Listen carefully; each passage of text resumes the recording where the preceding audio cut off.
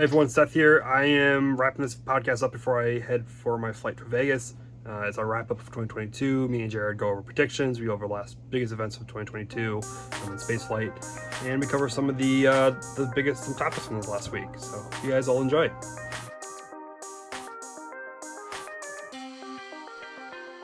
We're back. It's been 2 weeks. Or if it's been more than that, I don't know when the last time. It's been a long time. Yeah. It's been a while.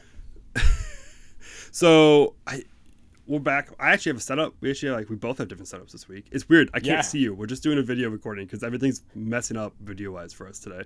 Yeah, but the viewers can see us, and that's all. The viewers can see us. So now I'm forced to look at myself the entire time. So now I'm just gonna have a conversation with myself, pretty much. I'm just looking at the camera lens.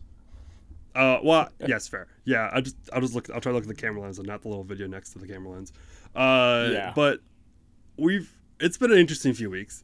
I've been stuck in Virginia for 2 weeks. That's a whole thing. So I didn't bring any. You got a crazy story. I didn't bring any. So it's Rocket Lab. So Rocket Lab was supposed to launch this week, and I think we're gonna go through our headlines real quick. But I think we're gonna talk about this, which is I think one of our headlines. It is the first headline that we have. So Rocket Lab was supposed to launch their first mission from Virginia this month. And if you don't know who Rocket Lab is, they're a small sat launcher. They launch tiny little rockets. They're about the size of I think Falcon 9's landing leg. I think it's a good-ish. They're kind of like missiles. Well, okay, technically all rockets are missiles. If you ask Grammarly, I use rocket too much. They want me to use missile instead of rocket, which is not true. But also, yes, technically Grammarly, you're right. It is a missile. It's really tiny. It's made of carbon fiber. Super, super cool. So we went out there. We're like, it's Rocket Lab. They've launched like 30 of these rockets. They're gonna be fine. It's gonna launch on the first try. I didn't bring anything for podcasting. I just brought I did bring a week's worth of clothes. I realized I always bring a week's worth of clothes. Smart. And I brought 2 days of travel clothes. So technically I had a week plus 2 days. And then you clean your travel clothes when you get to the hotel. So you have another 2 days of travel clothes. So I was set on clothes, but turned into 2 weeks because they delayed. It turned out weather was just not their thing. It's 2 weeks went through of just delays, and it was just it was just delayed 2 days. So originally they had issues with the range. Apparently they didn't have their launch license all figured out beforehand, which none of us knew when we traveled. They just said yeah, we're launching, and so we all show up, and it's there's 4 of us that show up, and before we even get to our Airbnb where we're all staying, it was Derek Wise, and then a few photographers from other outlets that we're all going to share an Airbnb together, and we didn't even get there before they delayed it 2 days because they had issue with the range and weather. I'm like, okay, cool. Well, we'll all still show up because the Airbnb is non-refundable. So I guess we're still going to Cheek Island, which if you haven't been to Cheek Island in winter, there's not a lot to do. It's a little beach town that only has things to do during the summer. It completely shuts down almost in the winter. There's a couple restaurants for the people who live there that go to and eat, and that's it. Within those 2 weeks, we ate at all the restaurants. We saw the ponies, which is a very big thing to do in Cheek. We went to DC twice, and we'll get to the second DC trip in a little bit. We did everything we could. We also, Rocket Lab was really nice. Morgan from Rocket Lab, the communications director, brought us out a couple times. So we got to see the rocket. Actually, I went out twice. They brought us out especially just to see the rocket or just to see their facilities out there. And we got to see it vertical, the only people that got to see it vertical up close, because remote setup was in the morning, and it's quite cold this time of year in the north. Mm-hmm. And so they have these blankets they put on them. They call them jammies, and I love it because they're from New Zealand. They have their accents. They call them jammies, and I love it. So they have their little PJs that they put on the rocket to keep it warm. And so they had it, and you can only have those on horizontal, and they just raise it up a couple hours for launch. So we set up remote cameras once, without the rocket being vertical. So we were just guessing, and luckily it didn't launch because none of my cameras were in focus. So they had I think they were perfectly lined up because I was luckily able to get out there beforehand with Rocket Lab when it was vertical. So I took some photos in areas where I wanted to take shots, and so I kind of knew how to line it up, so it was fine. But yeah, they were in focus. So that happened. Classic. So that was so beforehand. I'll talk about what did fly. So Rocket Lab didn't fly. They ended up having up-level winds be an issue. On the last launch attempt on the 19th, they tried to extend it to the 20th, but winds didn't look good on the 20th either, so they're delayed now till January. We went to DC. This is a little personal story for me. We went to DC after the final delay. I'm like, okay, well, we'll go see this Air and Space Museum because they just renovated it. Get some photos. I'll write an article about it. It'd be super awesome. Yeah, so we go to DC. We're at this point we're like a week later than when we're planning to be here. So like we're just trying to find cheap hotels, and we went to the wrong neighborhood, and I had the right car, and I woke up the next day, and I'm like, I'm gonna do some work in the morning, and we'll be fine, whatever. And like the two people I was staying with, they went to downtown, and I had to wait for to give some gear to Derek as he was heading back down, and he showed up, gave him the gear, and I walk onto my car. I'm like, huh, there's no wheels on my car. Wait a minute, this isn't my car. Wait a second. There's supposed to be more things to my car other than that. It's not supposed to be that low to the ground. Why is it so low to the ground? Yeah, there's no wheels. Yeah, so I got my wheels jacked, which is I have a brand new 2022 Civic. Oh my so that kind of sucked. Such a bummer, man. It's I've had this is probably one of the worst. I don't want to say this is the worst the travel experience I've had. Like I've had my engine blow out on the way to a launch. Like, that's pretty bad. I've been my first time flying by myself. Southwest's systems completely shut down nationwide, so my flight got canceled. But they didn't know where any flights were going.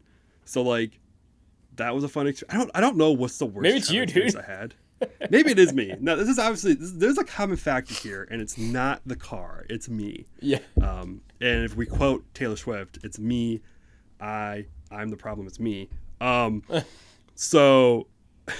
I know that song way too. I don't know why I know that song too well. Yeah. So, but good news is like I just got off the phone with the insurance like before we got on the call, like earlier this morning. So like estimates in by the insurance, they're paying for everything. Nice. Like they're getting the wheels have already been ordered. They're in, so they just have to do like there was a little issue with the adjuster like doing it virtually rather than in person. So they have to do an inspection underneath the car to make sure nothing's damaged there, sure, and whatnot. Sure. But if there's no damage to the car, I can pick up my car today. But the car's in DC and I'm in Wisconsin, so what's the total elapsed time that it's been since you've driven the car last? When did I get? I think it's been almost a week and a half, almost a week. Oh, okay. Why does it feel like so much longer? I don't know, man. I think it's coming up on 2 weeks.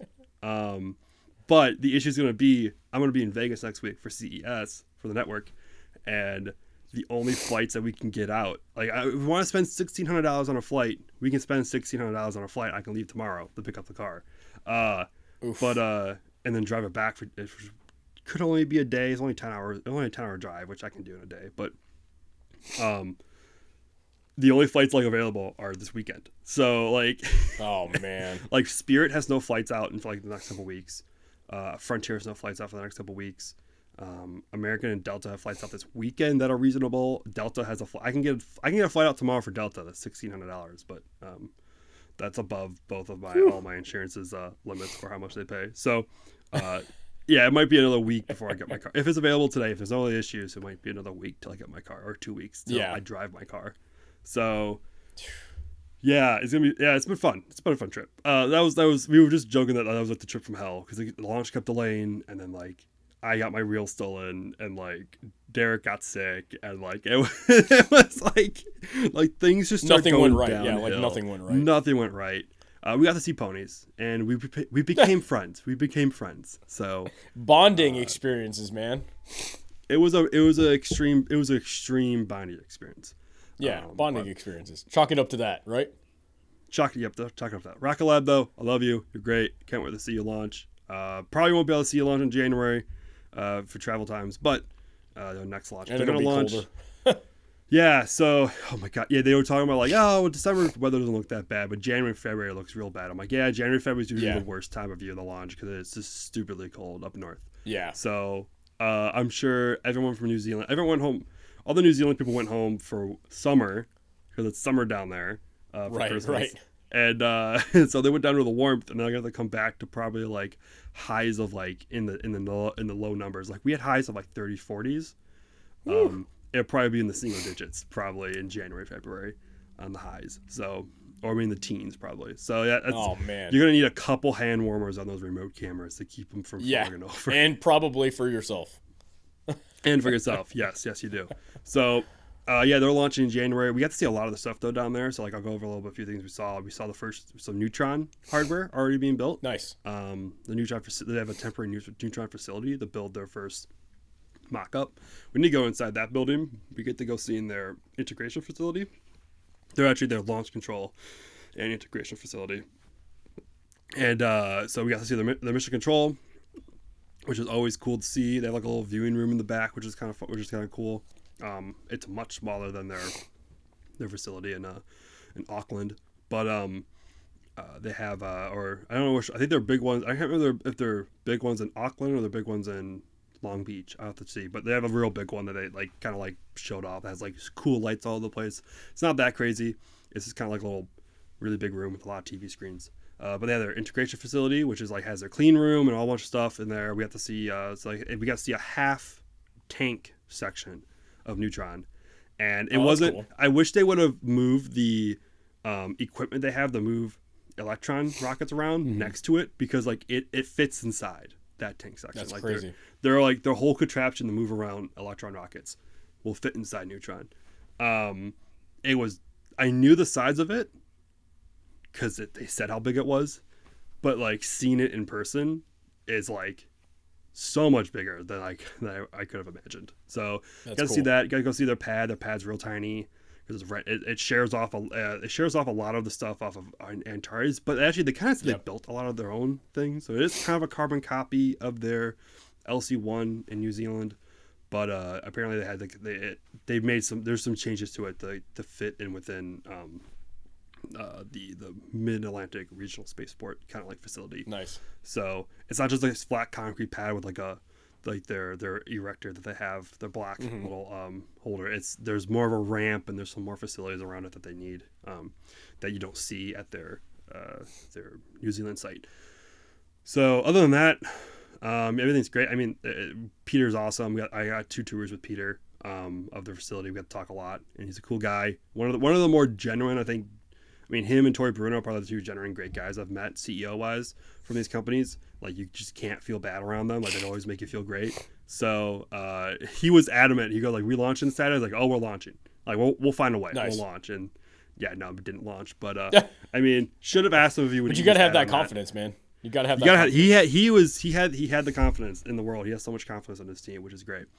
So, that's Rocket Lab. Next up, another small sat launcher that we saw launch this last week, but had an issue, was Vega C.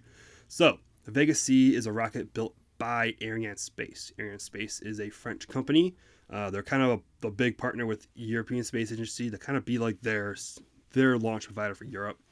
There's not really many of them out there. I think there's a few in startup, but they're the only. They're a long time. They're almost as long as some of the other legacy groups that we have over here in the United States. They've been launching actually for a very, very long time. But they've always been very niche to European governments and they're stuff like that. So they have to go through the European Union and get all their funding through that way, which is a very bureaucratic way of getting funding. It's a little bit slower. But Vega C is their smaller rocket. It's actually their upgraded version of the Vega rocket. The Vega rocket has been launching, I think it's been 2015. I think I saw was their first launch. Been launching for a good amount of times. But this rocket had an issue. So their first stage launched. If you know anything about the Vega rocket, it is all solids. It is not a rocket that takes its time to get off the pad. It goes. So it's like anything with a solid rocket booster. When those things light, it goes. And so the whole first stage is a solid rocket booster. Second stage is a solid rocket. And their third stage is solid rocket. The fourth stage is the only one that is liquid fueled. So their first stage is pretty much what they're going to be using on the Ariane 6, which is their bigger rocket. Ariane 5 launched the James Webb Space Telescope. Ariane 6 is their new rocket. So that first stage is pretty much the boosters for that rocket. That launch, it performed flawlessly. Second stage had depressurized after ignition or shortly after stage of separation. Sometime around that area, there's a depressurization of the second stage, which something obviously depressurized. It's a solid rocket, so like they don't have fuel tanks that are pressurized, but something in there must be pressurized that causes like the whole thing to fail. So pretty much as soon as you saw the live stream, they have their live telemetry with the altitude and where it's supposed to be, and as soon as the second stage stopped firing, it just started going lower and lower than the line that it was supposed to be. So we all kind of knew what was happening. I mean, this is not Vega's first failure. This is their third failure since 2019, I believe. But this is the first failure of the Vega C, since the Vega Z made its debut this year, earlier in the year, and it launched flawlessly. So this is a first-time failure for this upgraded kind of variant of the rocket. So not sure. We don't have anything, but they've any information on when this is going to fly again, when they're going to find the issue yet at all. So cool. Going into our third item, we have 4 headlines this week. So our second to last item is kind of an interesting one that happened kind of all of a sudden just out of a blue. Someone texted me like a GIF they made of like this happening. There was a leak on a Soyuz on the ISS. Man, that doesn't sound good. No, but when I read this, and for anybody that's listened to our podcast for some time, you'll know that we always reference back to Armageddon for some reason. So when I read this, the first thing I thought was the guy, I don't remember the actor's name, but there's a Russian cosmonaut, I guess, in the movie. And he's on the space station, and there's like a fuel leak, and like that. I had like a flashback to that scene, and I was like, oh my God. It looked very Armageddon-like. One of the cameras was just showing on I don't know if this was a special camera they were doing for an EVA, or if this was a one of just the standard cameras that rotate through their live feeds. But all of a sudden, like we look over and like, there's just stuff spraying from the Soyuz spacecraft right now. I think there was a Russian EVA planned that got canceled, and then there was pretty much a lot of like just had to look into what happened. So pretty much there's some investigation that happened. Like, it's kind of funny. NASA helped out. This is where international cooperation is at its pretty great at the moment, because while Russia and the United States here on Earth are having a whole political battle pretty much in Ukraine with their invasion, in space, the first thing NASA did was offer their help with inspecting it. So Russia did some inspections, and then NASA and Canadian Space Agency used their Canadarm with my favorite robot, because it looks like IG-88 from Star Wars. It's called Dexter.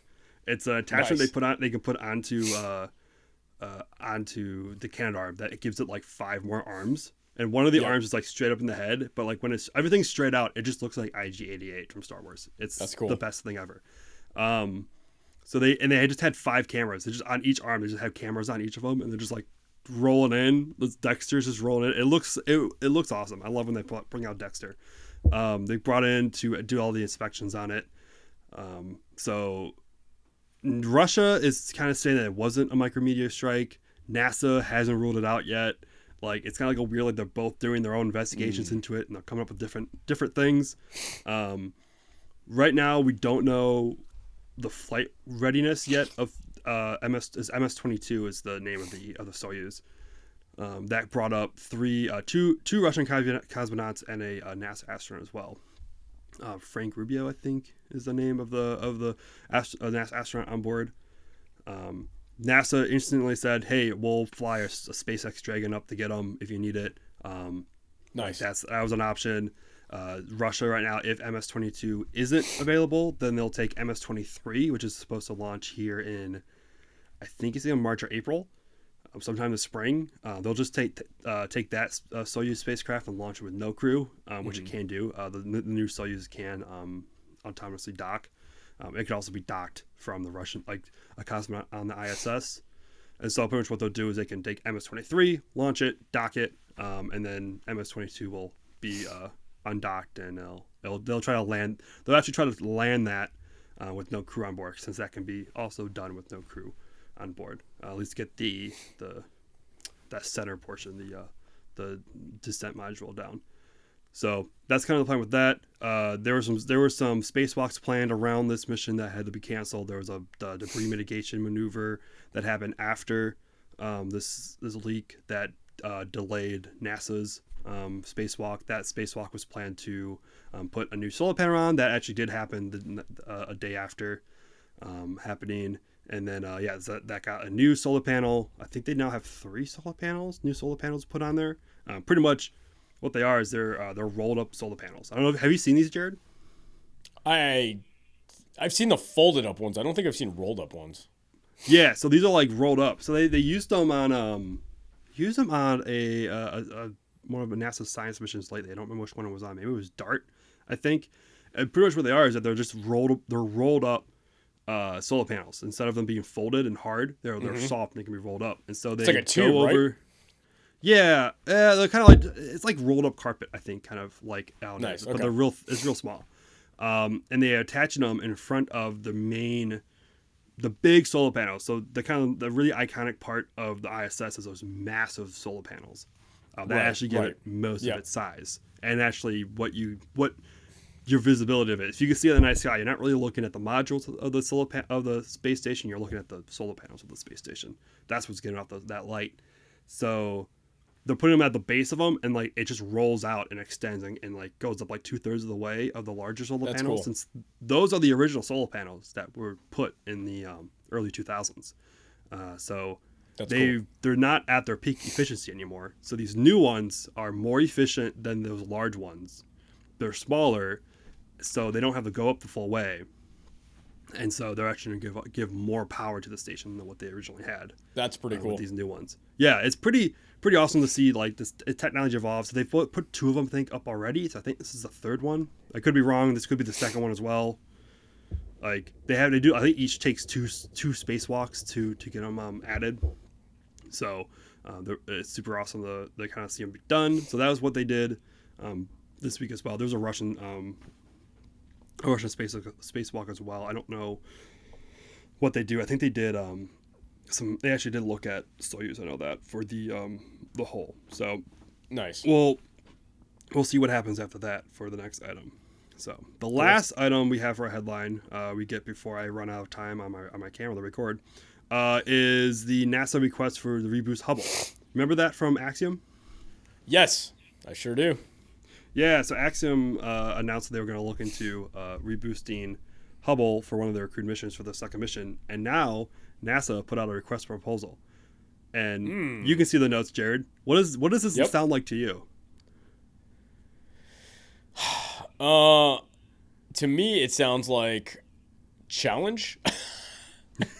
It pretty much, to me, this is pretty much NASA just crossing their T's and dotting their I's to give the contract to Axiom. Like it's there's really no one else. Well, they have to put it out as like fair game, right? I just did air quotes. Yeah, legally they have to put out an RFP. Yeah. They have to take in ideas from other potential suitors for the contract, and they have to actually give the contract out to the right person. However, there is a very key point of this RFP that NASA put out, is that there will be no exchange of funds. Yeah, that's interesting. Yeah, so the company that will be doing this has to do it on their own dime. They have to pay for the rocket, the spacecraft, any astronauts that go up on it. And why not a billionaire, right? Yeah, why not someone who's already paying for a second flight to go do it? So we kind of like jokingly talked that like, Northrop Grumman could do it because they have something called an MEV, Mission Extension Vehicle. It's already been used a few times on orbit to extend vehicle lives on spacecraft that weren't even designed to have anything docked to it. And Hubble has a docking ring that is very similar to the International Docking Adapter, which is on the ISS, which Dragon uses. They attached that on the last servicing mission in a hope that someone could use it. Like MEV could literally just be adapted to use that thing, and it's like would be the easiest docking they'd ever done, since it's like in low Earth orbit and it's designed to be docked with, and it would be really, as a known orbit and and everything, it should be really easy. However, I don't think Northrop Grumman has the funds to do it out of pocket. They would find their own rocket, find their own, everything to do. The only thing NASA is supporting, they are pretty much saying Goddard Space Flight Center, which is based out of Maryland. Actually, not that far from DC. Not that far from my cars, actually. My car's in Greenbelt, Maryland, and that's pretty much where Goddard is. That's where they're going to support with technical people, and anyone who's like on the Hubble team will support whoever wants to do this. But yeah, pretty much it sounds like Axiom's going to probably get this contract if NASA wants to do the contract. Yeah, it's going to be cool. And like we said earlier in the year, Axiom and Jared Isaacman sort of jumping and throwing their hat in the ring for projects like these, I think is really interesting. To have another sort of key private figure really taking on sort of like what to do to push space exploration further. Yeah, I think it's kind of cool. And it's a different way, right? It's not like he's not like, oh, I'm going to go build my own, rocket company and my own way to fly people to space. He's like, I'll use my resources to attach to what's already existing, and it'll help sort of propel these different experiments and these different research studies. Yeah, this is probably one of the cooler things that's come out of commercial space in a while. I mean, in the longest time. I mean, we've had other than the actual rockets that have come out of them, but the coolest thing that's come out of since commercial space has really become the norm of the industry. We've seen, of course, plenty of MEVs from Northrop Grumman is really cool and all this stuff, but just being able to say, hey, we're going up there, we might as well, why don't we just go have some fun? Excuse me, guys. Sorry about that. Yeah. Why don't we just go up and just do this for you? And exactly. So Yep. And with that, I think we're gonna take a break before my camera shuts off from at the 29:59 time limit. We'll take a break and we'll be back with a review of space in 2022 and our predictions for 2023. Cool.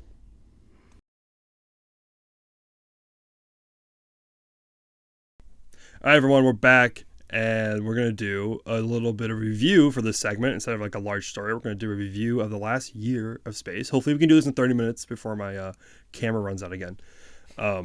Yep. So that's the goal. I just want to apologize. I want to apologize. I did just run to the restroom and blew my nose. I was pretty stuffy for whatever reason. So I apologize. You're back. The last segment, I was sniffling the whole time. So we're good now. We're good.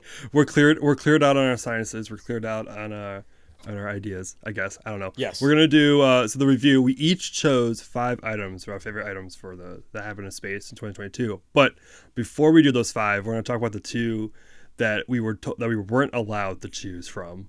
Yeah. And that is the first one, Artemis 1. It launched after decades of delays.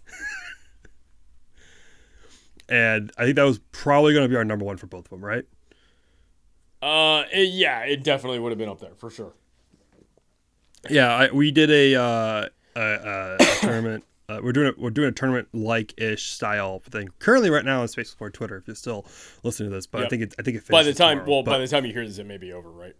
Yeah, by the time I get this out, it'll probably be over. I think today's the quarterfinal, and then finals is tomorrow.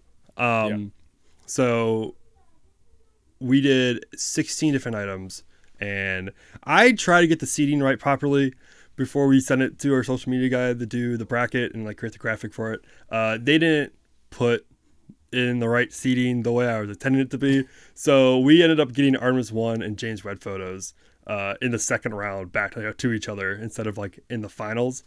And those were our top 2 that we weren't supposed to choose. So Artemis 1 launched.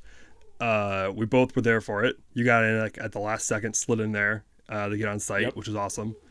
And I mean, gosh. By the way, you're gonna hear my dog barking. He has no chill. So sorry about that, but yeah, you're gonna hear my dog barking. I don't know, 23 hours I think I was on site for, almost 24 hours. I think I was awake for 24 hours, but 23 hours I think I was not at my place. I was either driving to Kennedy or at Kennedy Space Center. And I think afterwards, I'm like, I am never doing this ever again. Now that it's been a few months, I'm looking forward to Artemis 2 and doing that again. It was kind of fun. I know. It was kind of fun to spend that much time. Too. Yeah. I mean, a lot of people I was down for like a week because of so for the aftermath, like after it went up, like the beginning part of it, I didn't obviously spend as much time there as you did, but the aftermath of having to almost go get our remote cameras, then get told that we can't, then get told that we can. And I literally drove back and forth from where I'm at, which is about 50 miles round one way. I don't know, like 6 times that week because I kept going back and forth to almost go get my remote camera. So, obviously first world problems here, nothing to really complain about, but they because of the damage, now everything has sort of been publicized, but because of the damage that was done, we had cameras inside the pad that we couldn't go and get, and it was just kind of like a bummer after just I was just so tired that week after, and I actually skipped out on the next 2 launches after that because I was just like, I need like recovery time to like just kind of chill and not have to drive back there for a while. Yeah, I mean, I was there for 23 hours, and I know people who were there for much longer than that because they were like setting up live stream feeds and all that stuff. Like they were doing proper launch coverage, like from Tim and NSF. But like it was, I don't know, I had a lot of fun doing that mission. Like that was one of the highlights of like traveling down there and like hanging out with everyone and doing stuff. Like because it was like that's a life highlight, man. Yeah, I always say like there is the throw in James Webb. I think those are the 2 top things that that were going to be the top items for the whole year. I had to go to both those events. I had to go to the reveal at Goddard with all the people who worked on Webb. I was like within the entire mix of everyone. And then I got to go to Artemis 1 and like hang out with those people as well. I'm torn between which one was my favorite one. I kind of feel like I wish these happened in 2 different years so I could be like, yeah, Webb was my favorite event of this year, and then like Artemis was the favorite event of this year, of like the other year. But I think I have to chalk it up to Webb. I think if I'm ranking them, I voted for Webb in the tournament. To be honest, I didn't vote for Artemis 1. Sorry, because like that is a generational like moment. Like that is the last time that had something like that. Which one? Was Webb? Hubble. Webb. Oh. Webb. Yeah. Well, I mean, I guess we could throw this on the table for debate, but Artemis 1 was like multi-generational, right? Because of the time it took to get to the point. And then just the sheer fact that it's been 50 years since the last time this was even attempted, right? With a a mission of this scale and a rocket of that size. Yeah, like Artemis 1 was an amazing feat, to be able to witness and have it be done finally. Webb was also like another feat. And they got it right, dude. They got it right, right? I mean, but they both did. Like they both just like they both did. Both happened and worked. Yeah. And I guess the only difference is that if Webb failed, there wasn't going to be a replacement. If Artemis 1 failed, right, you could Artemis 2 probably would have launched still. I mean, I think we thought like if it was failed on launch, like maybe Artemis would be canceled. But like looking back, like probably not. Probably they would have been like, well, it's a test. We got the lift off, and like we didn't get the space when we got the lift off. But Webb, it would have taken so much time to reconstruct that. Webb, they would have just like, no, we're not spending $10 billion more on a satellite. and another like 10 to 12 years, right? Yeah, for sure. Yeah, and like another decade to build it. Well, it probably would have been like a couple more years to build it. I spoke to the Northrop Grumman people, and they're like, well, like, yeah, it took a long time to build this because we had to invent a lot of the technologies to do it. Sure. It's like now that all the stuff's invented, it probably would take less time, but it would still be a lot of really, really expensive. So I think if Webb would have failed, that would have like been like a no-go on like repeating it. If Artemis 1 failed, they would probably repeated it. So I think that's why like I put Webb above Artemis 1 because like you're only going to get first photos from Webb once. And then the next one, I think we have like there's 2 more kind of like in the pipeline for development. There's the Roman Grace, I think it's space telescope, or Grace Roman, I don't know. Remember exactly the name, how the 2 go. But that's like the next one. That's I think like in being built right now to be launched, and then you have kind of like a theoretical like successor to the web that's like kind of on the pipeline.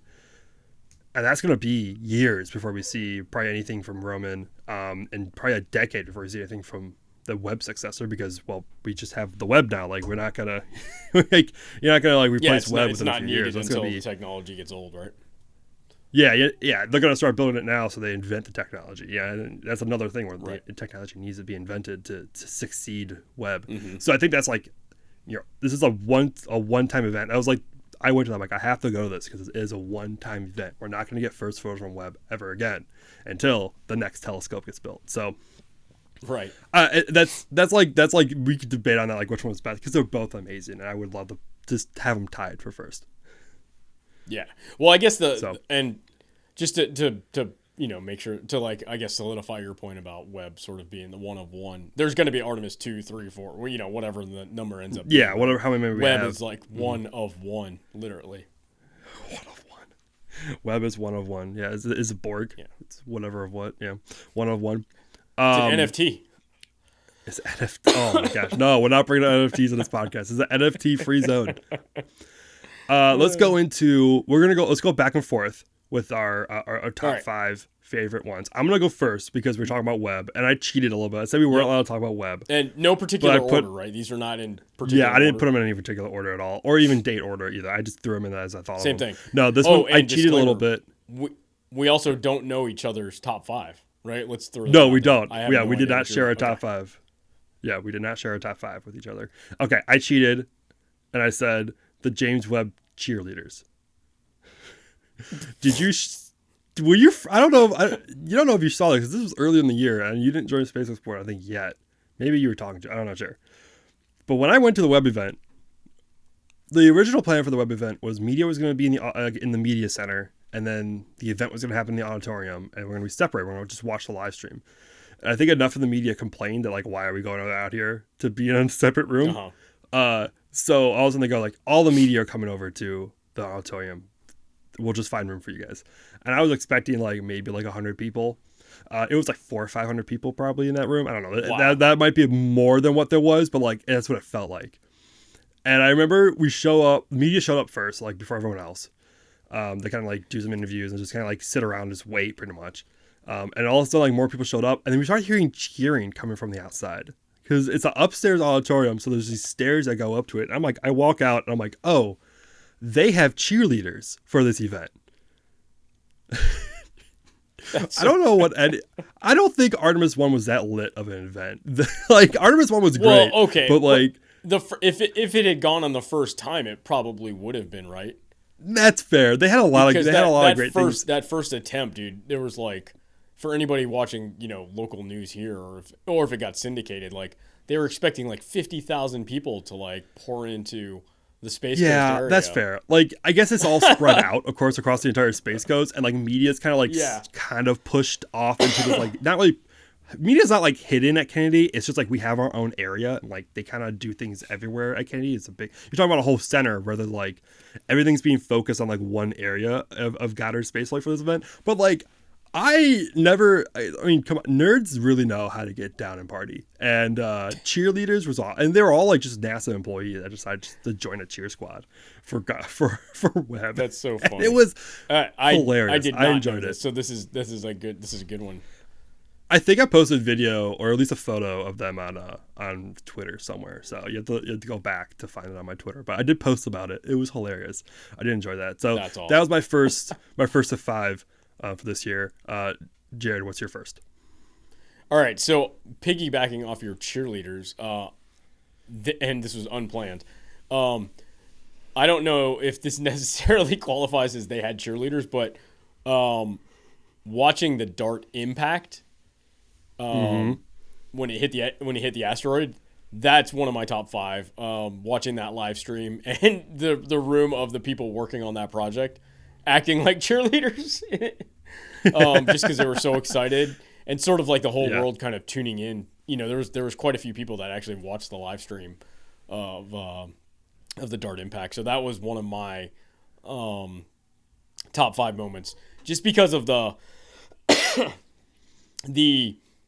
idea of it just seems so kind of crazy. It's almost like it's that thing where it's like stranger than fiction. It's almost like art imitate or reality imitating art. Like we've seen this in so many movies where we're sending missiles up to deflect asteroids, or just anything. We that whole episode we did. We talked about Armageddon and all the movies that sort of kind of predicted this before it happened. Yeah. So just the DART impact overall, I think that was one of the coolest moments this year. That was also my second one, so I guess we do match. On a few of them. So, boom. No, got that one first to me. That was one of the first events that, not really first events. That was an event this year that I think grew more press. I think for like how much press attention that got from not just space media, from like general media. I think it goes general web media, photos. DART impact, and then Artemis 1. I think that definitely beats Artemis 1. Sure. Especially since Artemis 1, I think it's always, you're going to have the issue that it launched in the third attempt, and there was that first delay was like real big, and like everyone tuned in for that launch, and then it delayed. I think that would be part of it. But like DART, I remember going to the gym that morning and it being like before the day of the impact, like it being on every single morning show. MSNBC, CNN, Fox, like everyone had it on. And it's like, totally the Hollywood factor of it, right? It's the fact that it's I saw so many actors from movies that were like that. I mean, the Impact came out. Not like, was it Impact first? Deep Impact. Well, no, what's the one that came out this year? That was that was like kind of like it was kind of a comedy. It had Jonah Hill. Don't look up. Don't look up. Thank you. I don't know why Jonah Hill was the only one. I know they had like so many more famous actors, but I had Jonah Hill was the only one that came to my mind. Leo's in there. Yeah, Leo. Yep. That came out this year as well. I don't know if that came out before or after Impact. Moonfall, DART, right? That was another one that came out like in Moonfall was another one that came out. Yeah, that was really big this year. That had the Impact. Yeah, that was really bad. That movie's terrible. All right, so I guess that was both of our seconds. So now you go to your third. Okay. Or do you want me to go to my third? Whichever one. That was my first. Oh, that's right. That was my first. That was my second. So I guess you I'll go to your throw my second. Second. I'll go to my second. Yep. Okay. So going from the, I guess that one was obviously a serious matter, but not as serious. But the second one is the Starlink deployment for Ukraine. I thought that was one of the cooler like humanity moments this year. Yeah. We've obviously had a lot of issues, and there hasn't been a lot of bright lights shined, obviously, from a war, right? Because, aside from the fact that Ukraine has been incredibly resilient to all of the, just terrible things that are going on for them. But the fact, and this is one of Elon's brighter moments this year, it kind of went downhill from this, but just the fact that, the Starlink deployment that happened, almost instantaneously, I thought that was just really cool. It was like in real time, like, oh, we're going to cut your internet? No problem. Like we're just going to, solve it with technology that's already, sort of in the works. And to see something like that actually work, because, it's like you hear all of the theories and in the future, this is how it's going to be. And, it always sounds nice, but sometimes you never really get to see a lot of those ideas come to fruition. So to see this one actually play out in real time and work to a certain extent, it was awesome. Yeah, that was one of the also events I think that changed the way we look at SpaceX. I mean, that was also Elon before he lost his mind with Twitter. Yes. I mean, he never really had his mind on Twitter anyway. Asterisk.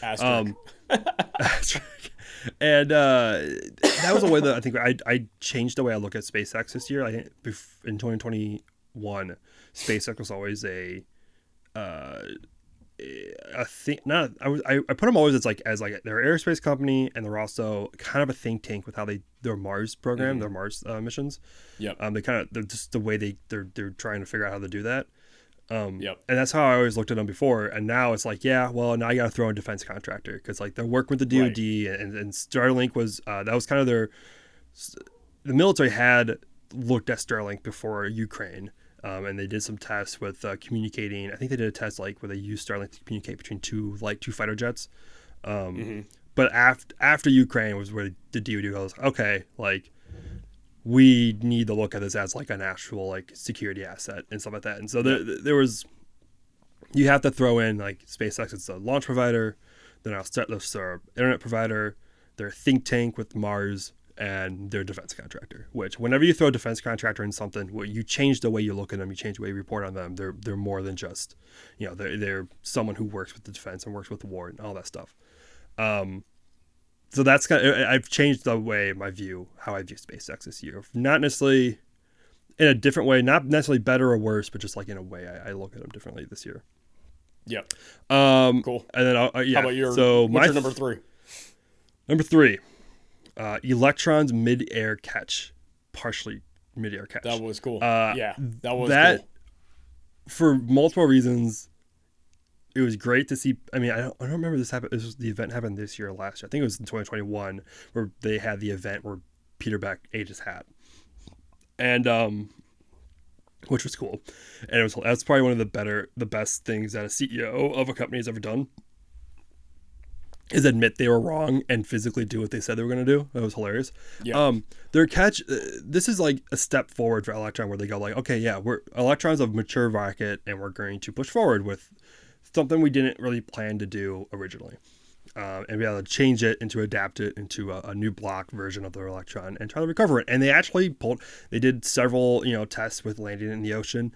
And then they finally did the attempt with catching with the helicopter. And if it almost went well, like it almost was perfect. Like they almost attempted to catch it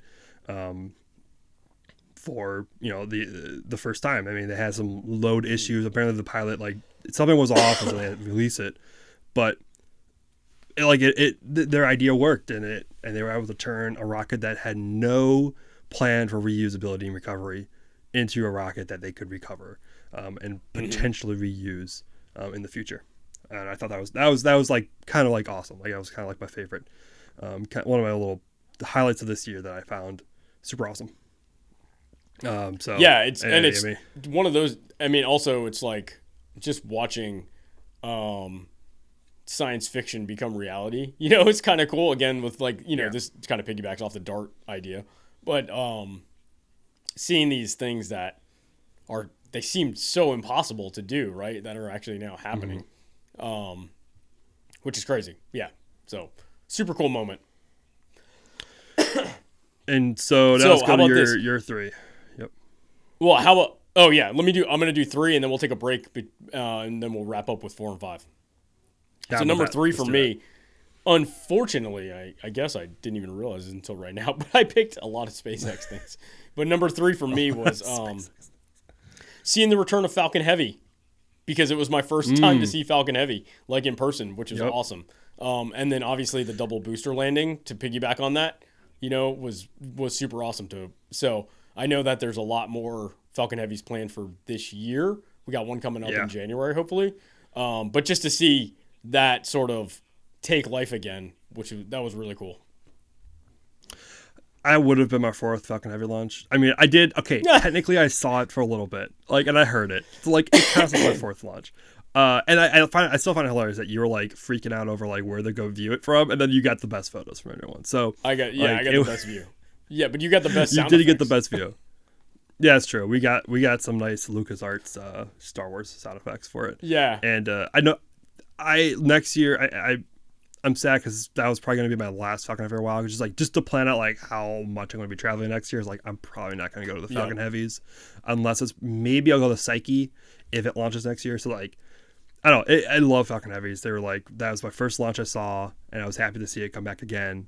Sad it got fogged out for the press site, but you don't get to choose. Sometimes that's the life of chasing rockets. Sometimes you show up and you drive 3 days and you get fogged out. And it fogs out. Or you drive 2 days and you're stuck in Virginia for 2 weeks and you lose your wheels. It is what it is. It happens. And so it was happy to finally see it come back. And there's gonna be a lot next year. I think there's like 3 or 4 I think on the schedule, which is insane. So we're going to take a quick break. Then we'll be back for our last 4 highlights from this year.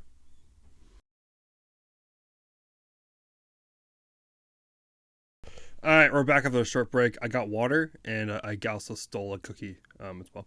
Nice. So number 4. Number do you 4 want me? and 5. Do you want to go number 4 and 5? Do you want me to do number 4? Or do you want you to do number 4? Which one? Yeah, I think I ended on the last one, so you go. Okay, cool. I will do number 4. Number 4, B booster B1058. I think that's redundant to say booster and B, but whatever. B1058 Flight 15. So SpaceX's my favorite booster. I think everyone's favorite booster, B1058. Jared, do you know why B1058 is the best booster? Is this the one that was like reused like 1,000 times? Well, it is their flight leader right now. It's been flown 15 times, which is the max that any booster has flown. But do you know why it is the booster of all boosters? There's something other than the flight I do not know. that makes it the best booster. It has the worm on the side. It's the only. Oh, fair enough. Okay.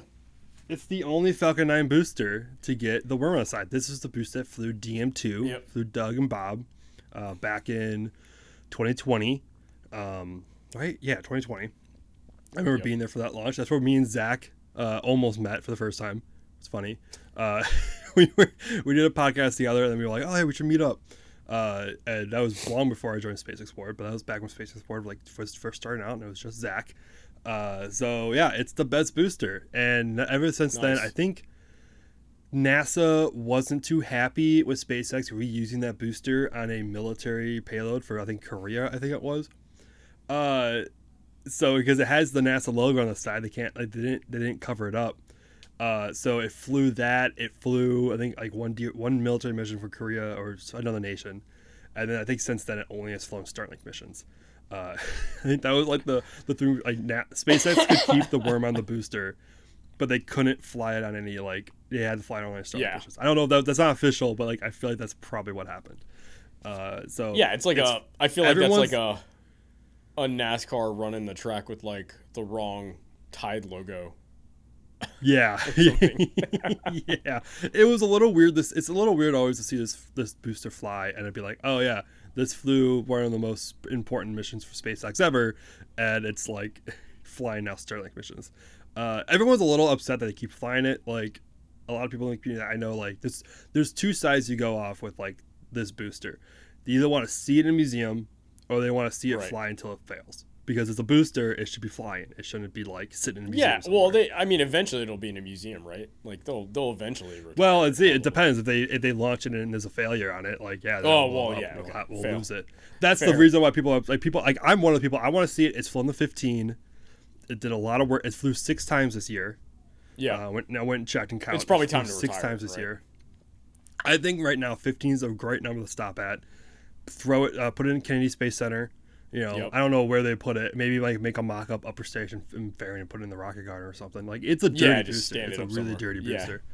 So I don't know where you put it. Or give it to someone. Maybe give it to maybe take. I don't know, because they have a Falcon Heavy sidecore at Kennedy. So and they can't really. I don't think they can remove that at this point. I think that booster's in that building, the Stargate building, I think it's called. I don't think there's any removing that booster from that building. I think that got moved in and they built around that booster. So I don't know where they put it, but like maybe go to Smithsonian. I don't know. Like that has to go somewhere and go somewhere like special. Maybe they can definitely. There's probably room. They can move stuff around at Udvar, which is where the Discovery is. So they could probably put it next to Discovery. I don't know. 15 is a good number to stop at. That'd be great for them to do. I don't know if they will do it or not. They might keep flying it. Obviously, it's a SpaceX booster. They can do whatever they want with it, but it's a special booster. Has the worm on it. We love it. What's your number 4? Excuse me. Sorry about that. Yeah, that I was just gonna say. It's like watching your favorite athlete like play until they get injured, and then you're That's like, true. Well, why didn't you just retire like 1 year earlier? That's true. Yeah, so I agree. Yeah, at this point, it feels like it's done enough work, and it should probably be put somewhere before something catastrophic happens to it. So piggybacking off the SpaceX theme, watching Starship stack on Super Heavy, making the biggest rocket ever, was pretty cool. Again, it's I a lot of totally mine. forgot I went to that event. I did not. That was like in February. Yeah. A lot. Yeah, I know. I'm going way back in the archive, but a lot of my top five sort of revolve around this like science fiction thing. I'm a pretty big science fiction nerd, so just again seeing like that thing come to life and actually be legit is like, it's just crazy because you know these are things that you would only think about in science fiction movies and books and things like that. So seeing that come to life was awesome. Yeah, that was an interesting event. I remember it was last minute. It was an interesting event because it was like we got the invites for media to go to it, but it was like 3 days before the event happened, and so we're just like, well, if we're gonna get a chance to go, like we have to just go down there, and like just hope we get accepted, like before we get down there, because it took them like, I think 2 days for them to send the approval emails. Like we were already down there in Brownsville. I think we were at South Padge Island. Like we were checking. I think we were like checking into our hotel when we got the approval emails. For like the event, we're like, oh, good. This trip did make sense. Seeing that thing up close and personal was crazy. It was super cool to see. I mean, that is a massive rocket. Hoping I get to see it at some point. Oh yeah, we gotta just spend like a month in South Padge Island. Just personal life, just set aside. I don't think you'll have the same problem with your car though.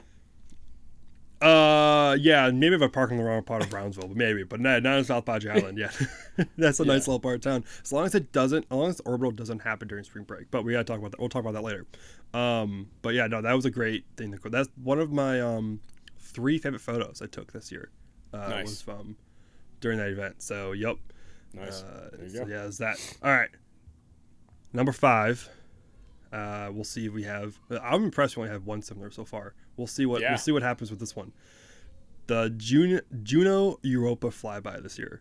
It kind of flew under the radar. Sweet, awesome. That flew under the radar. Get it? Flyby flew under the radar. Of like kind of the media like approval this year. Like it happened, and also more like I think we had plenty of like heads up. I think for it because it's not like these things don't happen spontaneously. They're all planned out. But like it just like happened earlier this year, and like we're like, oh wow, cool. And they had all these. It's the first time there was a close-up photo of Europa, which is one of Jupiter's moons, in I think almost a decade. I think it was pretty sick. Yeah, and they all looked great. Like it was like I always love space like photos from like other planets. Like I think the Voyager missions were always my favorite because they took photos of all the planets. It's like, who doesn't love that? So that's number 5. That's the last one I have for our review of like my favorite item was the Europa flyby, because mostly it's like probably one of the more underrated events that took place this year. There was so much happening. It just kind of like slipped by, right? Yeah, I think it happened around the same time. I don't remember when it happened. I think it happened around the same time. Like Artemis 1 was gearing up, so we're all just kind of like just focused on Artemis 1 happening. All of a sudden, like, oh, Europa flyby. Nice. So yeah, what's your last one?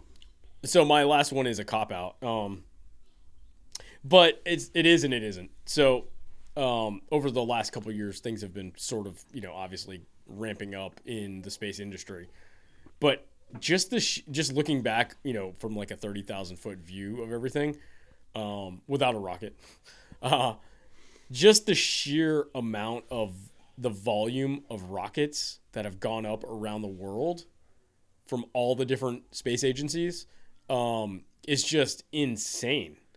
Like, and obviously, being here in the U.S. and especially here from Canaveral, like it's the bulk of it, but still just the amount of like, there's Russian, there's Chinese, there's Japanese, there's, stuff going up in New Zealand. There, like, it's just like the amount of things happening. It's like, I feel like we're at that beginning stage. And I think you mentioned this in a couple of podcasts back of like when aviation started kind of happening and people were flying airplanes like on a regular. And it's like, now it's like at that stage where it's like everybody has access to this technology. Everybody has, a way to sort of build their own version of a rocket. There's all these private companies obviously going into it. And now we're starting to see some of the fruits of that labor, which is like volume of like, okay, there's another rocket launch. Okay, there's 4 rocket launches going on this week. Just that volume is crazy. And I mean, yeah, I have the number here. 185 launches took place this year. There you go. Yeah. I don't know how Like many. I every don't know other what day. that is in the context. Yeah, it was almost. Yeah. I mean, China alone did a lot of launch. I think they did like 65. I think they launched one last night out of the blue, which messed up one of the articles I wrote because we weren't expecting them to launch the rest of the year. But it is what it is. I think U.S. had 86 launches. United States had 86 launches. China 64. Then the next one down with that would be Russia with 22. However, interesting to note, Russia, the only one. I'd be wrong on this one. Okay. Russia, Iran, South Korea, the only nations with 100% successful launch record. Just figured out. Oh, wait. Yeah. So Japan had one launch and it failed. India launched 5 times with one failure. Europe launched 5 times with 4 failures. I think that's wrong. No. Sorry, that's right. Only Vegas. Vegas failed once this year. No shame towards Vegas, but you do fail a few times. So yeah, 186. That's insane. 186, 177 successful, 7 failures, 1 partial failure. I still have yet to figure out what that partial failure came from the U.S. I don't know what it is. Of course, that includes Electron from New Zealand. But oh my god, yeah, there's so much that happened this year. Like I every year I go like I'm gonna make a spreadsheet to follow every rocket launch, and I'm just gonna do like U.S. and Europe. Like maybe not even Europe. I'll just do U.S. Like it'll just be like I'm just gonna do U.S. Like even that alone, that's like there's almost 100 launches this year. Like that's so difficult to do. Yeah, I know people who do it and like they're monsters. Just in the U.S., it's literally that's one every 3 days, right? Like 100 launches is one every 3 days. Yeah. So it's like it's crazy, man. Just to see the amount of volume that I mean, there was that window like a couple weeks ago where SpaceX was going to launch 2 within 2 hours of each other. There was also a possible attempt of doing 2 within like 20 minutes of each other. Like yeah. It's just I think that was like a few weeks ago. We were thinking about like and like usually that is impossible because the range is like no, we can't support that. But the range was like we can support that. Like we can support 2 launches within I think it was like 21 minutes. I think maybe less. So like it was next year is going to be insane. So and how about with that? How about we take one last break and we talk about next year? Yeah, let's do it.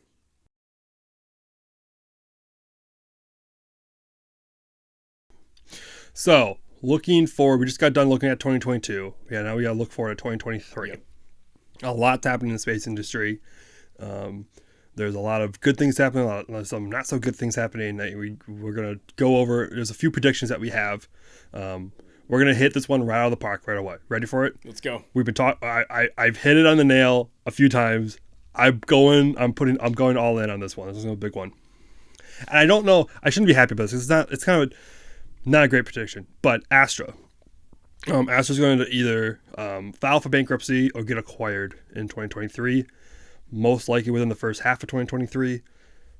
Their stock price has been below $1 for the past 3 months. Sometime in January, they're going to get a delisting, most likely from NASDAQ, unless they do a reverse stock merge. So they make less shares instead of more shares, and they inflate their stock price legally. So this is the only way I can say I kind of see them going forward. It's just their rocket. I mean, I think engineering wise, they're a great company. They've done some great things. I mean, they've achieved things that other companies haven't done, and before they folded. But I think the small sat launch market is pretty crowded right now, and I think we're gonna most likely see our first kind of like failure not really failure in a bad way, but failure in a like it had to happen eventually. Yeah, there's probably going to be a lot of contraction. Wasn't going to make a lot it. Of these companies are going to get rolled up into each other. A little bit of a contraction. Yeah, and we're going into a more bear market, so there's going to be the financial is not going to work out as well for everyone. Everyone's got to be pinch their pennies a little bit more, and so I think overall the smart sat market is going to flourish. But with ABL and Relativity, they're going to be launching next year. Hopefully, I think January 9th is ABL, and Relativity is sometime in January, February timeframe for a launch. But I think we're going to probably contract down to one less launch provider. I think Astra is going to get. I'm leaning more towards bankruptcy, and maybe their talent will get acquired, and their maybe some of their assets will be acquired. Mm-hmm. I don't know. I can't think of a company that would actually just buy them outright, and then build them up from build them back up into a successful company. Northrop Grumman. I think it's Lockheed Martin has put a lot of money in ABL. Northrop Grumman isn't really interested in a launch. They had their own launch team and launch rockets. SpaceX isn't interested in a small sat launcher. United Launch Alliance is not a company that would be making acquisitions like that. Boeing and Lockheed have ULA together. That's their joint venture. Blue Origin. I don't think so. I think they would, if they wanted to do their own, they would just make their own. Maybe they'll acquire some talent from them and make their own small sat launcher. But or just acquire the tech, right? They don't seem just acquire the IP and maybe some of the engineers. Maybe they'll just cannibalize it. I could maybe. I don't think they're really looking at a small sat vehicle. And a lot of the other small sat companies out there, I don't think they have the funds or the cash on hand to actually buy it. There was a joke in one of our Apple podcasts I was co-hosting on that Apple could buy them and not even make a dent in their cash on hand, because I think they have $30 billion in cash, and Astra's market cap is $130 million. Yeah. So it wouldn't even make a dent in their cash, and they could acquire them, but they wouldn't. So yeah, that's my prediction for that. For the at least small sat launch market wise. It's going to flourish, but Astra, I think we're going to lose Astra to the whims of financial troubles. Yeah. I was just gonna say that whole industry is going to be interesting, for just the future of small satellites, like you were mentioning in general. Mm-hmm. It would, and I have no idea. I'm totally going out on a complete whim here and throwing just some random idea that popped in my head, but. Because you mentioned Apple. What if a Netflix or a tech company? Not necessarily. Well, Netflix, yes, is a tech company, but they're also a media company. But what if a media company decided to buy, a company like Astra and start figuring out a way to deploy, or maybe even like a mobile company like T-Mobile, right? They're using Starlink. What if they decided to? Yeah. Purchase a telecom company like that would they could launch their own Verizon or AT&T. They don't want to partner. They just want to yeah. I mean, and they probably have. I haven't looked at their. I mean, you have to look at so much cash on hand that they can, or if they're capable of acquiring at the moment. I don't know. That's totally not. I mean, that's an interesting idea. I don't know. I think acquisitions of space companies have never really happened. Other than smaller space companies that do more niche things that are acquired by larger companies. But I feel like you're acquiring a tech company. Not something that not necessarily a... You're acquiring an engineering firm. I think it's what you're acquiring. You're acquiring an engineering firm. Yeah. So maybe if, Ford's done a lot of drone stuff, looking at some drone things and maybe they would get back, maybe Ford, maybe Ford can acquire them because they don't necessarily, maybe not rockets or maybe not a lot of their stuff, but that's great engineering talent. And maybe we'll see a pivot for what Astra does inside another company. I don't know, that. There's so many opportunities. There's so many ways that can go. Yeah. I don't think we'll ever get it smack on, but I think bankruptcy is probably a good guess because there's just the thing about bankruptcy, I don't think they're in financial trouble. I think they're just in a stock price trouble. Right. So maybe not bankruptcy, but some sort of issue is going to come up to them where they might they're not going to be able to succeed. The alternative route that's just looking at their stock price. The alternative route is somebody comes in and injects a bunch of capital, right, and then fixes some of the stock issues. They buy up their stock, take them back private, that would actually probably be a really good option for them. I think they went public way too soon. Yeah. So if someone came in and bought them, took them private, give them a bunch of capital and fixed them up, that's probably their best option. Yeah. Yeah, honestly. So, interesting. All right, sticking with small... Yep. Sticking with small sat launch market, Electron. I got a lot of time with Peter Beck the last 2 weeks, hanging out their ICF. Bestie. He's my new best friend. One thing I mentioned that they're looking. we talked about like launch cadence, and stuff like that. Like how much times they're going to try to launch out of Electron out of Virginia, and they're going to try to pick up launches from. They've picked up every year how many times they've launched out of New Zealand as well. So next year is probably going to be probably their record, like another record year for how many times they've launched. Their recovery program has gone pretty well. They looked at doing recovery. Beck said that they're looking at doing recovery at Virginia. I think we're going to see the first reflight of a booster next year. Oh, do you think they're going to do a reflight of the booster? I mean, they haven't even come close to doing it yet, but I think they could. Yeah. I mean, it's the logical next step. And a year is a long time, as we've always learned. It seems like a short amount of time, but it's actually a long time. And I guess if depending on, and more insight on this than I do, but if they're sort of like that's their main point of focus, then it's probably easily achievable.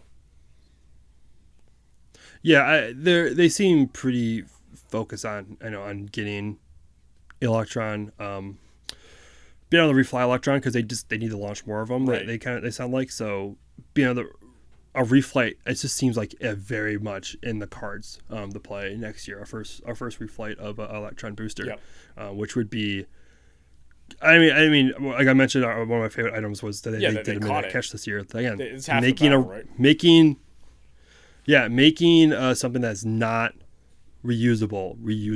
It would be crazy to see. Right. And then that hopefully will come up 2023. Yep. Speaking of reusability, we're gonna get to our small SpaceX section because we have a lot. Because they seem to be doing a lot. Starship, we got to talk about it. We all thought it was going to, well, I don't know if we, but some people in the industry thought it was going to happen this year. It did not happen this year. Starship orbital flight test. Yep. Give me a ballpark. When do you think it's going to happen? I think it's going to happen this year. Probably the back half of the year is what I'll guess. I think the pressure, but look, I think obviously Elon's, off in Twitter land or whatever, but the people that are running SpaceX right now, currently, egos are involved. Let's just be real. I think seeing Artemis 1 go up successfully has put a little bit of pressure on them. And I think that, because I think they were in the ballpark to beat Artemis 1. And I think they're those kind of things, they're not really close right now. Just human nature is real. Like they're like, oh shit, we kind of not fell behind, but we can't be that far behind. We've got to kind of get on and move on with this and get it going to keep on track also with the plan that they have already sort of put forth. But I think it's going to happen just because I think the pressure's on, and I think that they have to do it. Or I agree. I think orbital flight test is going to happen next year. Yep. I'm going to go on a limb. I think we might see, depending on when orbital flight test takes place. My guess is first half of the year. Okay. Mostly because I think they're so close. I think there's a lot of red tape in the way of getting it done. However, I mean,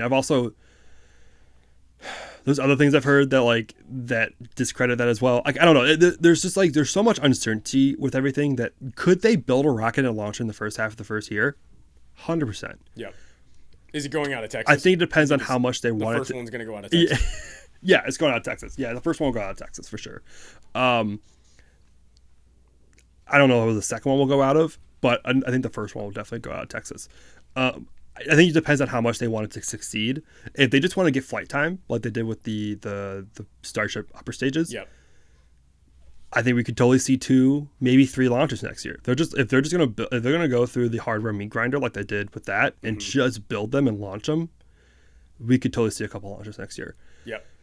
If they really are going to push for a successful first flight, and I don't know exactly how it's going to be because now Shotwell's in charge of Starship rather than, I mean, Elon's technically always in charge of Starship, but he's off with Twitter and he has Tesla and he has Boring. He has all these companies now, and Tesla seems to be taking up a lot of his time and energy now. Oh yeah. To where now we have two lieutenants of SpaceX, two SpaceX lieutenants down there pretty much running the show. I think we could totally see a more slower pace than Elon would have done. Like a more methodical.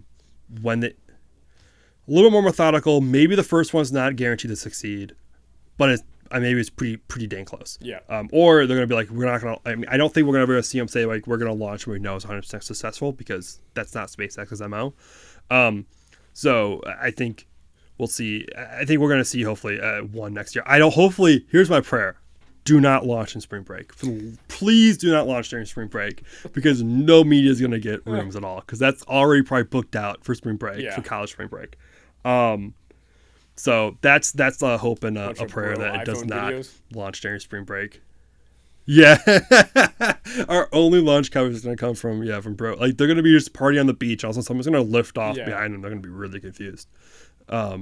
So that's that for orbital. I think it's a crapshoot pretty much, really.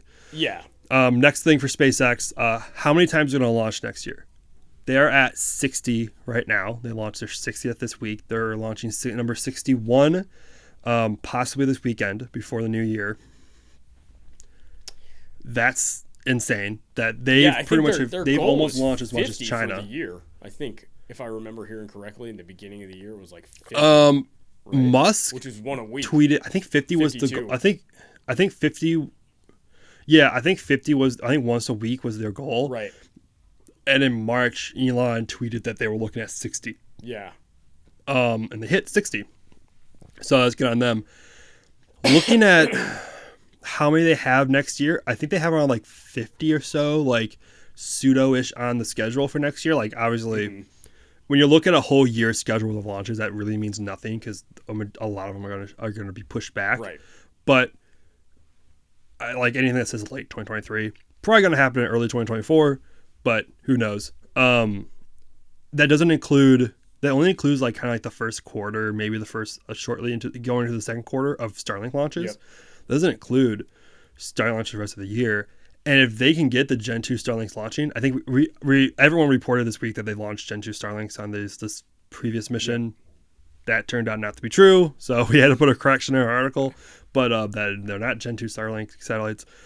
But they did get approval for launching modified Gen 2 Starlink satellites on their Falcon 9s, and if they can get the larger payload fairing setup, and they can launch larger ones. Like, we could totally see them just go balls to the wall, like, with launches. I have a number for you. You ready? Go for it.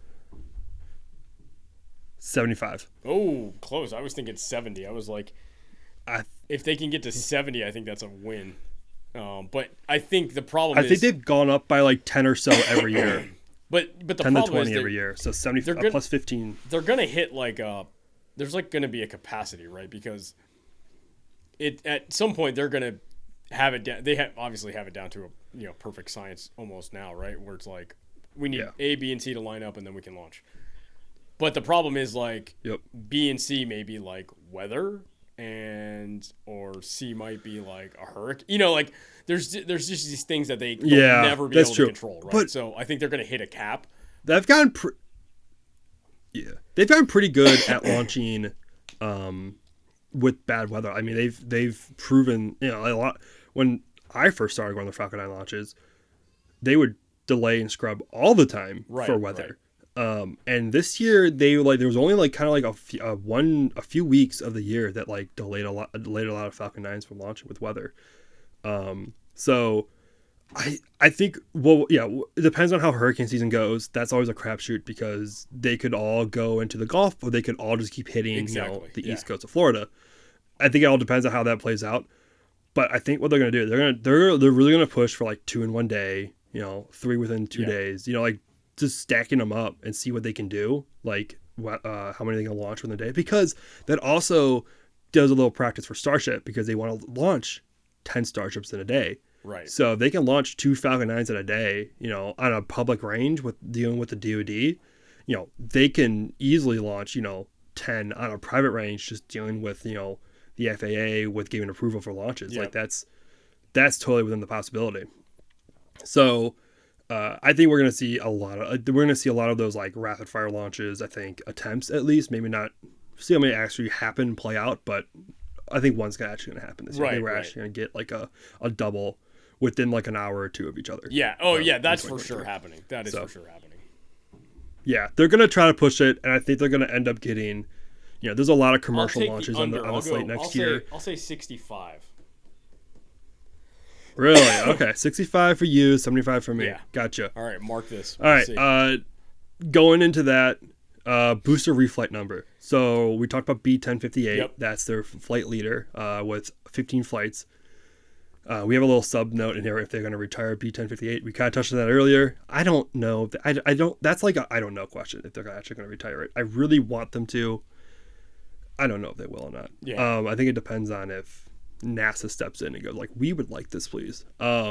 Maybe, but for how many times they're going to refly a booster?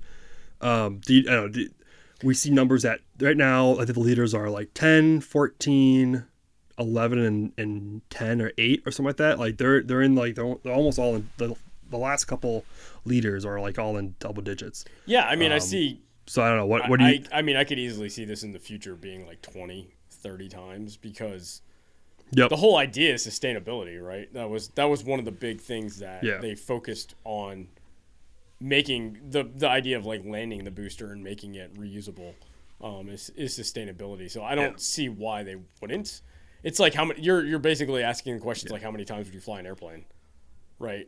Because that's like at some point it's just it's gonna fly for years until it gets bought by a company who can't afford to buy a new plane, and then they do whatever they need to do. So. Obviously, this is a different situation because the technology's in the way, but yeah, I mean, I could see it easily 20, 30 times for sure. I think at the end of 2023, I think we'll see one or two boosters at the 20 minute mark. Yeah. This one most of those. I mean, they can fly a booster. This one has like a very special case scenario. Why everybody wants to see it retire, but if this were one of the other boosters in the lead, you'd be like, oh, we'll just fly it till it explodes. Oh yeah, like even just like, I mean, the one below it. I mean, there's a booster with 14 launches on it. So like, if even they retired 1058, I mean, they can launch they launched 1058 6 times this year. Yeah. So they want to push the numbers. They retire 1058. They'll go to that next booster that's 14 launches and launch that as much as possible, which could be 6 or 7 times next year, which could push it over 20. Yeah. Now, I think what we'll have to see. The thing that might stop that from happening would be what limits do these boosters have? Sure. Is 20 too much? I think Elon has mentioned they can go up to like the 100. I think like the actual shell, like the outer casing of it can go up to can go forever pretty much. I think it's just the insides maybe could go like are limited to like maybe 100. We'll see. Like there's going to be a point where they're going to retire a booster. And it's going to be like 19 or something like that. And they're going to be like, okay, so this is their limit possibly. Yeah. Although we saw like a flight leader this year get retired. That was would have been more than 1058 if they would have kept flying it. So who knows what customers might want for that. So I think we're going to see one. If the limits allow it, we'll see a booster at over 20 this year. Yeah. Or next year. All right. Last two items before we get going. The two new big rockets that are launching next year, other than Starship, Vulcan and New Glenn. Right now, Vulcan is waiting on its payloads. I think the Peregrine lander that is launching went into final testing, and then once that's done, that went beginning of this month. If that, whenever that finishes, then it gets sent down to Cape Canaveral for integration with the rocket. So early 2023 launch. I think it's possible. I think we're going to see that happen this year. January or February, depending on if there's any delays with Peregrine. We haven't heard anything since then. Since like December 8th, I think that's when the press release went out. There's also launching 2 Kuiper test satellites. We don't have any status on that. We probably won't get any status on that, so we'll have no idea on the status of those two satellites at all. So, but I think if everything goes right, like that. I mean, I think the rocket's almost ready to go. Pretty much, it just needs the payload. I mean, we got the engines, in pretty much from Blue Origin. So, yeah, early 2023, easy. Yeah, do you want to take the last one? Yeah, sure. So, it's probably the easiest. It's the easy prediction of the year. New Glenn delays to 2024. Yeah. I mean, there's not a ton What? of news. No. There's Shocker. not a ton of news coming out on this thing, right? Shocker. What do you mean? I mean, I would like to see it go this year, but yeah, I would love to see it go too. Yeah, but it's currently slated for late 2023, which means 2024. Yeah. I mean, if it's already on I've been the schedule for that late, they're not giving themselves a whole lot of room for the end of the year. So yeah. I've been in the industry. I followed the industry long enough to know that late 2023, late any year means it's going to be launching the next year. Yeah. It's not launching that year. It's like car models. So but you ever see? Right, you can buy the 2024 model in 2023, like towards the end of the year, I think, is when they start. And that pretty much goes for everything. Yeah. If something's slated as like late December, like late January, it's going in February. Right. If it's late March, it's going in April. Like it's kind of like just how it goes with scheduling, especially when they're coming from like a company with a lot of legacy into it. And Blue Origin's not necessarily a legacy company, but they've hired a lot of people from like Boeing and Lockheed Martin and stuff like that, and reports have come out that they're very, very slow. Like they don't exactly have their foot on the gas. So no, it's they're riding in their 62 Corvette, and their 62 top down Continental, and they're not pushing it. They're just enjoying the road and the view, and they'll get there when they get there, So there's no cruise control, there's no brake, there's no good. The brakes aren't that good, but it can go forward, and but it will go forward at a slow pace, and they're gonna enjoy that ride. Yep. So yeah, that's it for our predictions for 2023, and our review of 2022. This is gonna be. I can't wait to edit this. This is gonna be fun with all the breaks. But I can't wait to revisit this episode next year and see what we got right and wrong. Yeah, I will. This is the first year I've saved all the files from every podcast, not just from this one, but for the entire network. So anyone who makes a prediction, be aware next year, and any of the 9 to 5 podcasts, your audio will be dubbed into next year's prediction of the podcast. So that is going to happen, and it's been a fun year. I've thoroughly enjoyed everything that's happened this year. I mean, the SpaceX board has grown, and like I feel like I've grown and all this stuff, and we've brought on great members of the team. We brought on Jared. We've brought on a few writers as well. It's been great. Looking forward to going into 2023. Full pace.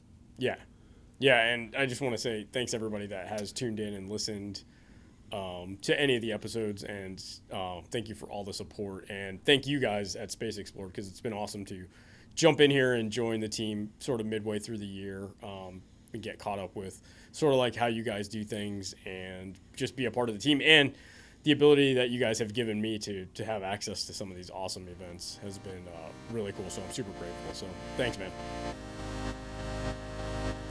I'm looking forward to it. It's gonna be a great 2023, and we'll see you guys all on the flip side. Cool.